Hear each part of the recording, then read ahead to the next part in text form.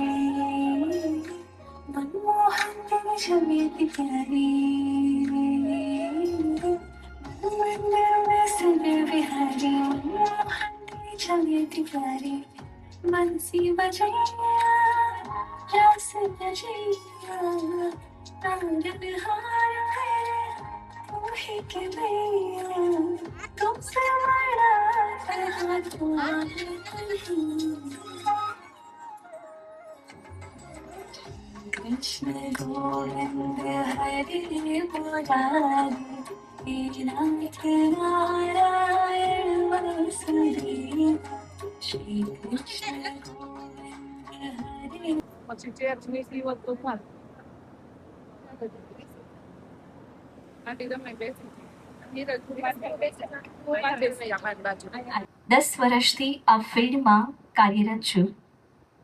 21,000 કરતાં વધારે દંપતીઓએ છેલ્લા 10 વર્ષમાં ગર્ભ સંસ્કારનો લાભ લઈ ચૂક્યા છે.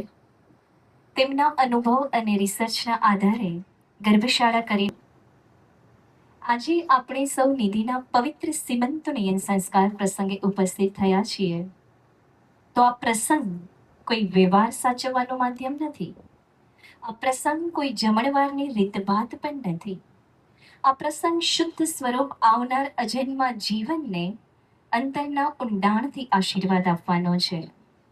સીમંત સંસ્કાર કે જેને આપણા સમાજમાં ખોળો ભરવો કહે છે, અમુક સમાજમાં તેને ગોદ ભરાઈ પણ કહે છે, પશ્ચિમની સંસ્કૃતિમાં જેને બેબી શાવર કહે છે, તેને જ આપણું આધ્યાત્મ વિજ્ઞાન અને શાસ્ત્રમાં સીમંતનયન સંસ્કાર તરીકે ઓળખાવવામાં આવે છે. સીમંત એટલે કે જ્યારે કોઈ નાનો બાળક જન્મે ને માથામાં જે પોલાણવાળો ભાગ છે તે સીમંત બિંદુ છે અને ઉન્નયન એટલે કે ઉપરની તરફ ખેંચવું જપ. અને ઘરના દરેક સભ્યોને આમંત્રિત મહેમાનો એક ક્ષણે આવનાર અજન્મા જીવન પતિ પત્નીના માથા પર સિંદૂરની એક લટાર અગ્રભાગ સુધી મધ્ય સુધી ખેંચે અને એ પોતાના આવનાર બાળને પત્નીના માથા પર હાથ મૂકીને આશીષ આપે, મારો પિતા હંમેશા તારી સાથે રહીશ. અને આ જ સમય દરમિયાન પરિવારના વડીલો આવનાર બાળકને આશીષ આપે. આ જ સીમંત વિધિ છે કે જેનું વર્ણન આપણા શાસ્ત્રમાં છે. સીમંત સંસ્કાર કે જે આપણા 16 સંસ્કારોનું વર્ણન આપણી હિન્દુ સંસ્કૃતિમાં છે, તેમાંનો ત્રીજો સંસ્કાર સીમંતનયન સંસ્કાર છે. પહેલો સંસ્કાર છે ગર્ભાધાન સંસ્કાર કે જ્યારે કોઈ દંપતીના લગ્ન થાય ને વિવાહ સંસ્કાર દ્વારા બ્રહ્મચર્યાશ્રમમાંથી ગૃહસ્થાશ્રમમાં પવિત્ર પગલા પાડે અને ત્યારબાદ તેઓને જ્યારે સૌ પ્રથમ વખત વિચાર આવે કે તેઓ કોઈ જીવાત્માને કે બાળકને આ દુનિયામાં લાવવા માંગે છે, ત્યારથી જ આવનાર બાળકનું ચરિત્ર નિર્માણ અને વ્યક્તિત્વ નિર્માણ શરૂ થઈ જતું હોય છે. વિજ્ઞાન કહે છે કે જ્યારે બાળકનું ગર્ભમાં સ્થાપન થાય એટલે કે ઇમ્પ્લાન્ટેશન થાય, તેના પર માતા પિતાના છેલ્લા 3 મહિનાના આહાર વિહાર અને વિચારની અસર કુટેર હોય છે. અને જેવા બાળકની કલ્પના પિતા અને પરિવાર કરે તેવા જ ઈચ્છિત સંતાનને નોતરું આપવાની વિધિ એટલે ગર્ભાધાન સંસ્કાર. ઘણાને એવું થતું હશે કે બાળક માટે તો વળી પ્લાનિંગ થતા હોય, બાળક તો ઈશ્વરનો આશીર્વાદ છે, કુદરતની દેન છે. પરંતુ જ્યારથી માનવ જીવનની રચના થઈ તો કેવા સંતાનની ઈચ્છા કરીએ એવું જ સંતાન પામી શકાય તેનું સંપૂર્ણ વર્ણન આપણી ચરક સંહિતા, ગર્ભોપનિષદ, વેદ શાસ્ત્ર અને સુશ્રુત સંહિતામાં વર્ણન છે. અને રાજા દશરથે પણ રામ જેવા સત્યવાન પુત્રને પામવા માટે પુત્ર કામેષ્ટિ યજ્ઞ કરેલો આ ગર્ભાધાન સંસ્કારનું જ ઉદાહરણ છે. શ્રી કૃષ્ણ અને રૂકમણીએ પણ પ્રદ્યુમન જેવા મહાન સંતાનને પામવા માટે 12 વર્ષ સુધી બોર ખાઈને વિતાવેલા આ ગર્ભાધાન સંસ્કારનું ઉદાહરણ છે કે બાળકને પામતા પહેલા એ ઈશ્વરીય અંશને કેવો જોઈએ છે, કેવા ગુણો ઈચ્છીએ છે, એ ગુણો મુજબ માતા પિતા પોતાનો વાણી વ્યવહારિક સંબંધો સુધારે, ખાનપાનમાં પરિવર્તન લાવે તો ઈચ્છિત સંતાનની પ્રાપ્તિ હાલ પણ સંભવ છે કે જેનું વર્ણન આપણા શાસ્ત્રમાં છે. બીજો સંસ્કાર છે પુષ્પવન સંસ્કાર કે જે ગર્ભાવસ્થાના બીજા કે ત્રીજા મહિનામાં પુષ્ય નક્ષત્રના દિવસે માતા પર કરવામાં આવે. અને ત્રીજો સંસ્કાર કે જે સીમંતનયન સંસ્કાર છે કે જે આજે નિધિનો થાય. પણ મોટાભાગે આપણા કાઠિયાવાડી સમાજમાં આપણે આ સંસ્કાર 7મે કરીએ છીએ. શા માટે? જ્યારે મહિના પ્રમાણે બાળકનો વિકાસ થતો હોય ત્યારે 7મા મહિનામાં ભાવોનો વિકાસ થાય, ઇમોશન્સ ડેવલપ થાય. કેવા ભાવો? દયા, કરુણા, શાંત હોય તો બીજું જિદ્દી ને તોફાની શા માટે થાય છે? વિજ્ઞાન કહે છે કે કૂવામાં હોય એ અવાડામાં નહીં, પરંતુ ગર્ભાવસ્થા દરમિયાન માતાના વિચારો કેવા છે, 5 ઇન્દ્રિયો દ્વારા કેવું એ ગ્રહણ કરે છે અને 6ઠી ઇન્દ્રિય દ્વારા કેવા વિચારો કરે છે એ મુજબ બાળકની રચના થતી હોય છે. એટલે કહી શકાય કે સુધાર બીજમાં થઈ શકે, વૃક્ષમાં નહીં.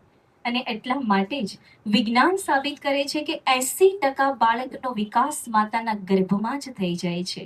એવા સમયે 1 મિનિટની અંદર બાળકના 2.5 લાખ ન્યુરોન્સ બને છે કે જેને આપણે સેલ્સ કહીએ છીએ, ગુજરાતીમાં તેને જીવકોષ કહીએ છીએ, અને જીવકોષથી જ આપણું શરીર બનેલું છે. એવા સમયે બાળકનું જ્યારે ગર્ભમાં સ્થાપન થાય એ પિંડ સ્વરૂપે હોય એ સમયે એક ચપટી વગાડતા 1 સેકન્ડની અંદર બાળક 104 MB જેટલો ડેટા સ્ટોર કરી શકે એટલો ગ્રાસ્પિંગ પાવર એ અનબોર્ન ચાઇલ્ડમાં હોય છે. અને આ એક જ વખત એનું પ્રોગ્રામિંગ થઈ શકે છે. એ ડેટા એવા સ્ટોર થાય છે કે જેમાં તો ના તો એડ કરી શકાય, ના ફોર્મેટ મારી શકાય, ના તેનામાં કોઈ ચેન્જીસ થઈ શકે. આવું સુપર ઇન્ટેલિજન્સ સિસ્ટમ એ બાળકની રચાય છે ને 80% વિકાસ ગર્ભમાં જ થઈ જાય છે. વિજ્ઞાન વધારે સાબિત કરે છે કે જ્યારે બાળક માતાના ગર્ભમાં હોય તો માતા જો ચાહે તો પોતાના આવનાર બાળકના જીન્સમાં પરિવર્તન કરી શકે. જીન્સ એટલે શું? જે આપણી આદતોને કેરી કરે છે, આપણી ટેવો કુટેવોને કેરી કરે છે. અને આદતો, ટેવો, કુટેવો અને જીન્સમાં પરિવર્તન કરી શકાય કે જે માણસની બ્લુપ્રિન્ટ છે અને એવું જ માણસ જીવન જીવે છે. અને આ કિસ્સો આપણા શાસ્ત્રોમાં હજારો વર્ષ પહેલાનો છે કે કૂવામાં હોય એ જવાડામાં આવતું હોય એવો કોઈનો તર્ક હોય તો હિરણ્યકશ્યપુ જેવા દૈત્યકુળમાં પ્રહલાદ જેવા ભક્ત પ્રહલાદનો જન્મ કેવી રીતે પોસિબલ થઈ શકે? એના પાછળ આ ગર્ભનો સંસ્કારનું વિજ્ઞાન જવાબદાર છે કે વિજ્ઞાન આજે સાબિત કરે છે કે બાળકના જીન્સ બદલી શકાય છે માતા જો ધારે તો. અને આ કિસ્સો આપણા શાસ્ત્રમાં હિરણ્યકશ્યપુના જીવન, પ્રહલાદના જીવનનો છે કે જ્યારે માતા કયાધુના ગર્ભમાં જ્યારે પ્રહલાદ પલી રહ્યા હોય ત્યારે શાસ્ત્રોનું પઠન, વેદોની રુચા અને જીવનશૈલીમાં પરિવર્તન લવાય છે. પરિણામે બાળકના જીન્સ બદલાઈ જાય છે કે જેનું કુળ દૈત્ય કુળ છે, જેનું લોહી રાક્ષસી લોહી છે, છતાં પણ એવો ભક્ત જન્મે છે માતાની કુક્ષીએ કે જેની રક્ષા માટે સ્વયંભૂ પરમેશ્વરને હાજર થવું પડે. આનાથી વિશેષ કોઈ ગર્ભ સંસ્કારનું ઉદાહરણ હોય જ ના શકે. વિજ્ઞાન કહે છે કે 3 મહિના પછી બાળક બહારના અવાજોને સાંભળવા લાગે છે. અને આ કિસ્સો આપણા શાસ્ત્રમાં વીર અભિમન્યુનો દ્વાપર યુગનો આપણને સૌને ખબર છે કે માતાના ગર્ભમાં, સુભદ્રાના ગર્ભમાં અભિમન્યુએ 6 કોઠાનું જ્ઞાન લીધું. ભગવાન શ્રી કૃષ્ણ 7મા કોઠાનું જ્ઞાન આપવા જતા હતા અને માતા સુભદ્રા સૂઈ જાય છે. અને પરિણામે બાળક 7મો કોઠો વિંધતી વખતે વીર ગતિને પામે છે. આ ઇન્ડિકેટ કરે છે કે ગર્ભમાંનો બાળક બહારના અવાજોને પણ સાંભળી શકે છે. અરે ગર્ભ 7 મહિનાનો થવા આવ્યો. આવા સમયે તો એ ગર્ભ સ્વપ્ન પણ જોઈ શકે છે અને આપ સૌના મનમાં ઉઠતા ભાવોને વાઇબ્રેશન શકે છે. તો આ સમયે આપણું કંઈ કામ અહીંયા વ્યવહાર સાચવવાનું નથી કોઈ જમણવારની રીતભાત. આવા સમયે શુદ્ધ મને, શુદ્ધ વિચારો સાથે આવનારું જે બાળક છે, જે આ સમાજમાં ઉછરવાનું છે, એને અંતર મનથી આશીર્વાદ આપવાનો છે. તો આપણે આ જ ઉત્તરદાયિત્વ અહીંયા નિભાવવા માટે આવ્યા છીએ. તો શું આપ સૌ તૈયાર છો? નિધિ અને એમના આવનાર બાળકને આશીર્વાદ આપવા માટે તૈયાર છો? ખૂબ સરસ. તો થોડીક વિધિમાંથી આપણે પસાર થઈશું અને કહી શકાય કે આ સીમંત સંસ્કારમાં જ્યારે આપણે આશીર્વાદ આપીએ તેના પહેલા મન શુદ્ધ થવું જરૂરી છે. અત્યારે આશીર્વાદ આપવાનું કહું તો તમે શું કહેશો? બની શકે કોઈના મનમાં કોઈના પણ માટે ઈર્ષા હોય, નિંદા હોય, કટુતા હોય, દ્વેષ હોય, તો આ બધા જ ભાવો બાળકને લાગે છે. જે આપણે ઉપર છેલ્લા આશીર્વાદ આપીએ છીએ ને કે ગોડ બ્લેસ યુ, ભગવાન તારું સારું કરે, આ ફક્ત વાતોનું આદાન પ્રદાન છે, આશીર્વાદ નથી.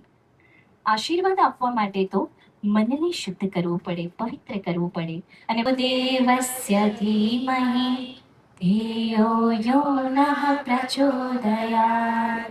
એક અનુશ્વાસ અંદર, ધીરે ધીરે બહાર. આવનારું બાળક દીર્ઘાયુ જીવન જીવે, ચિરંજીવી રહે. કહેવાય છે કે વિધાતાના લેખમાં કોઈ મેઘ ના મારી શકે, પરંતુ આશીર્વાદ, દુઆ અને પ્રાર્થનામાં એટલી તાકાત છે કે લોકોનું ભાગ્ય પણ બદલાઈ શકે છે ને વિધાતાના લેખમાં પણ મેઘ મારી શકાય છે. અને વાત તો આજે નિસ્વાર્થ ભાવે એક જીવના માટે પ્રાર્થના કરવાની હોય, ત્યારે આપણે સૌ જ્યારે નિસ્વાર્થ બનીને જ્યારે એને આશીર્વાદ આપતા હોય, ત્યારે ભગવાન શ્રી કૃષ્ણ પણ ગીતામાં લખે છે કે મને એવો ભક્ત પ્રિય છે જે અનુરાગી, અનાસક્ત અને નિર્મોહી હોય. અને શાયદ આપણા સૌના મન આજે કંઈક આવા જ બન્યા છે. કોઈ પણ સ્વાર્થ વગર આજે આપણે જ્યારે આશીર્વાદ આપવા જઈ રહ્યા હોય, ત્યારે ઈશ્વરને પણ આપણા આશીર્વાદ પર મહોર લગાવવા આવવું જ પડે.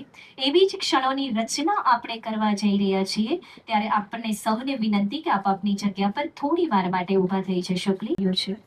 આશા રાખું કે આ પુસ્તક પ્રદીપ અને નિધિના જીવનમાં બહોળો ભાગ ભજવશે.